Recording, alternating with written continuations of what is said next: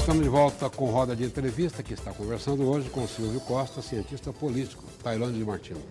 Eu gostaria de agora voltar um pouco para o cenário mais local. A gente já falou muito do cenário nacional e eu gostaria de saber da avaliação do senhor sobre o cenário local. Por exemplo, qual que é a tendência do candidato Vanderlan?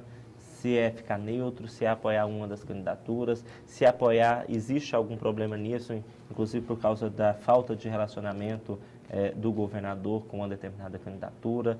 Então, como que está essa avaliação, inclusive relacionados aos números? Porque, por exemplo, quando a gente pensa em nível nacional, são 14 milhões de frente de votos. E aqui, em nível local, são 300 mil votos. Ou seja, é mais fácil virar isso, não é? Como que é isso?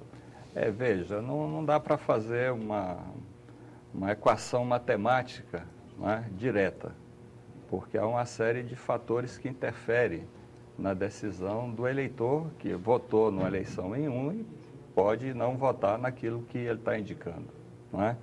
Quer dizer, agora, o quadro concreto é que saiu já uma vantagem de em torno de 10 pontos, não é? Que já dá vantagem para quem saiu à frente.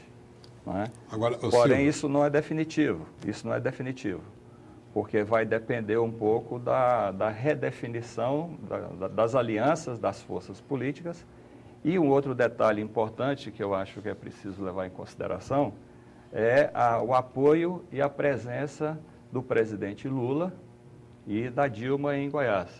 E tudo indica que vai ser reforçado. Até que ponto essa tendência de assegurar que haveria segundo turno, já poderia fazer. Eu, no início, eu já fazia uma certa avaliação que dificilmente decidiria no primeiro turno. Mas indicadores mais concretos surgiram após aquele comício de Valparaíso. Não é? Então, Silvio, quer dizer, acaba que a influência... Mas houve influência realmente? Houve, de fato. Eu queria perguntar o seguinte, sem dúvida que houve. Você acha que haverá o engajamento do presidente Lula e da candidata Dilma com Goiás, tendo em vista que eles estarão envolvidos com a questão maior, que é a eleição da Dilma? Se no primeiro turno que ela estava folgada, ela pouco se envolveu por aqui, sim. Será que agora vai acontecer isso? Porque tinham dois candidatos, não é? E eles fizeram declaração, a Dilma fez para o Vanderlan e o Lula para o Íris, não é? Eu acredito que do ponto de vista do jogo político e do processo eleitoral vai haver uma presença maior do que houve no primeiro turno. Talvez pelo fato do grande inclusive conflito. Do entorno, também entra a questão do entorno de Brasília. Até porque... associar Distrito Federal e Goiás. Então, eu pelo menos da avaliação que eu faço, haverá uma intervenção, uma presença maior. Até porque essa região aqui, e aí eu concordo com isso, a Dilma perdeu, só ganhou em Goiás e ganhou com a margem pequena. Perdeu em Brasília, perdeu Mato Grosso, perdeu Mato Grosso do Sul. Não é só os candidatos que precisam, ou seja, a Dilma também precisa. A Dilma também precisa estar presente mais nessa região, né? E tem um outro detalhe, quer dizer, qual é o resultado final das urnas? Para o Senado e para a Câmara Federal já está mais ou menos o que vai haver, pouca alteração, né, dependendo da decisão da Justiça, mas já está mais ou menos definido. Não é? E do ponto de vista de governadores, não é? Que também tem sua influência. Tem, porque aqui há a possibilidade de se eleger um governador do PSDB. De oposição. De oposição. Não é? Quer dizer, então, sem dúvida que vai haver não sou profeta, mas tudo indica que vai haver uma presença É uma nova engenharia, né? É uma nova engenharia. Aonde já está definido, não é? Favorável a uma campanha de segundo turno, a Dilma não vai se jogar grande força, porque já teve vitórias significativas. Essa eleição tipo Espírito Santo, tipo Bahia, tipo Ceará, não é? Quer dizer, então, essa vitória expressiva já indicou que, possivelmente, essa votação vai se repetir agora no segundo turno, inclusive podendo aumentar, não é? Tendo em vista já que teve forças políticas que saíram derrotadas e algumas situações meio desmoralizadas. E aonde é que vai haver uma concentração, no meu entendimento? Nos estados onde ocorrerá segundo turno, São Paulo, Minas, pelo contingente eleitoral. Que é o segundo maior colégio. Que é o segundo colégio. Porém, não é uma grande preocupação da Dilma em Minas. Por quê? Não é uma grande preocupação. Até porque lá ela ganhou do céu. Porque ela ganhou. E é interessante observar, em termos de cultura política, né?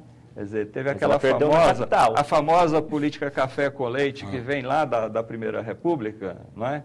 Quer dizer, acaba que em novo contexto ela se reafirma dentro do PSDB, não é? Agora, Quem foi que impediu a vontade, a ascensão do Aécio para ser candidato a presidente? Não é? Mas Goiás foi justamente o controle paulista do PSDB. Goiás só representa 3,9% do eleitorado nacional. Só acho que isso é conveniente até que a Dilma gaste tanto tempo assim aqui? Bom, se vai ser tanto tempo, quer dizer, o que ela vai dedicar um tempo maior do que dedicou no primeiro turno é conveniente politicamente, né? Agora, se vai ser todo o tempo, eu imagino que não. Tá. E será o tempo adequado à engenharia política eleitoral que vai se montar. E o candidato Vanderlan, ou seja, que não é mais candidato, agora qual que é o caminho dele na avaliação do senhor?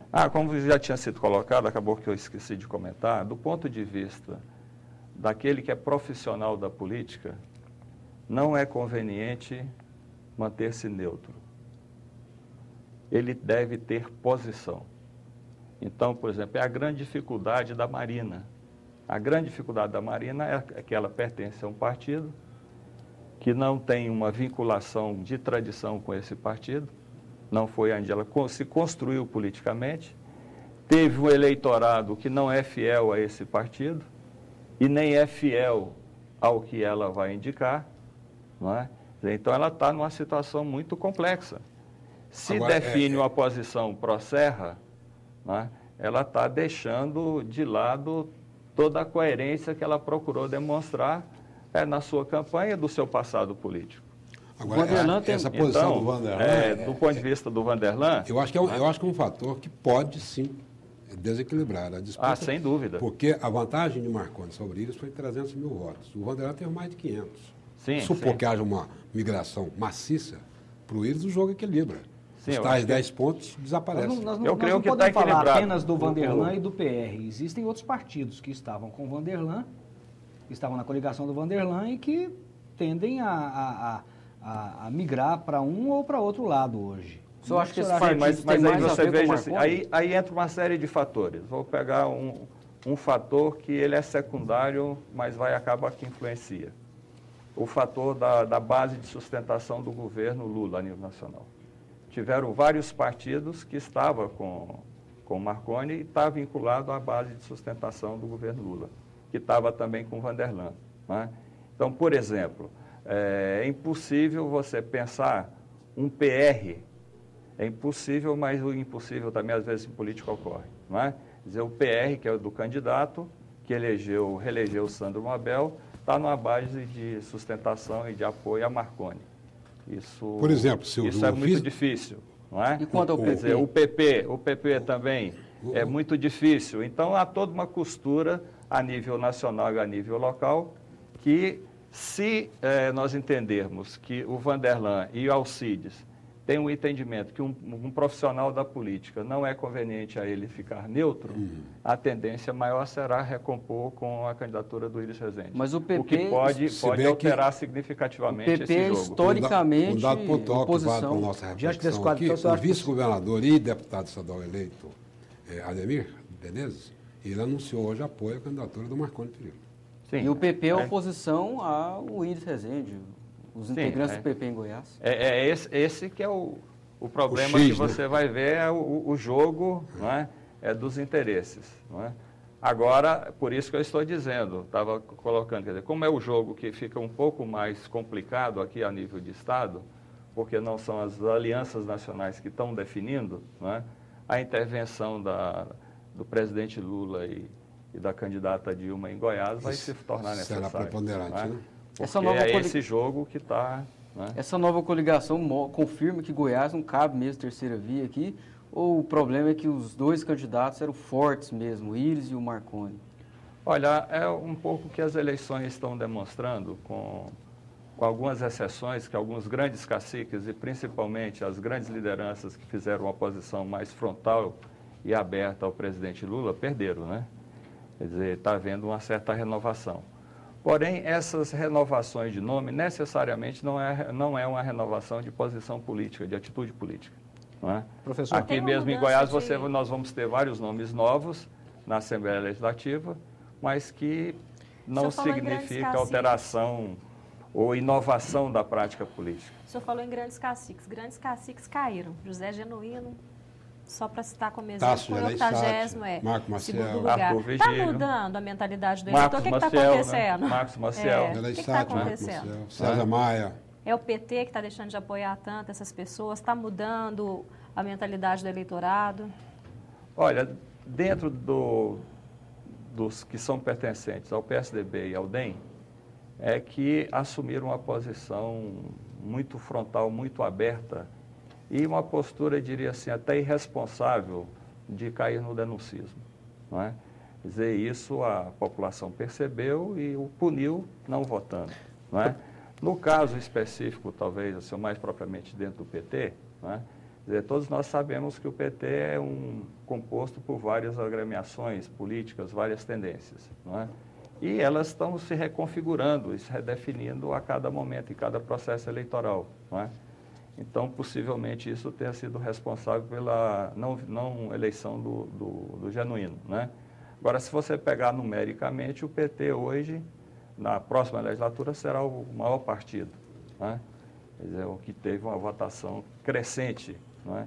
Então, você veja que aquela onda de denuncismo não teve o efeito que a mídia e que a oposição pensou e esperava que teria. Professor, o senhor fez uma análise muito boa em nível nacional que uma campanha insistente, ostensiva da mídia nacional, uma grande rede de televisão, aliada a alguns outros fatores pontuais, serviram para evitar que a eleição fosse plebiscitária no primeiro turno, conduzindo isso para o segundo turno. Em Goiás, a que o senhor acredita a realização do segundo turno, diante do quadro de que há 2 semanas atrás tudo indicava que a fatura estaria liquidada no primeiro turno? Silvio, olha, eu já tinha uma avaliação que ela não se definiria no primeiro turno. Pela complexidade da intervenção do Hamilton, eu peço que você espere o próximo bloco. Eu tenho uma chamada comercial agora. No quarto e último bloco, você responda ao Hamilton. A gente volta já com roda de entrevista que está conversando com o Silvio Costa, cientista político.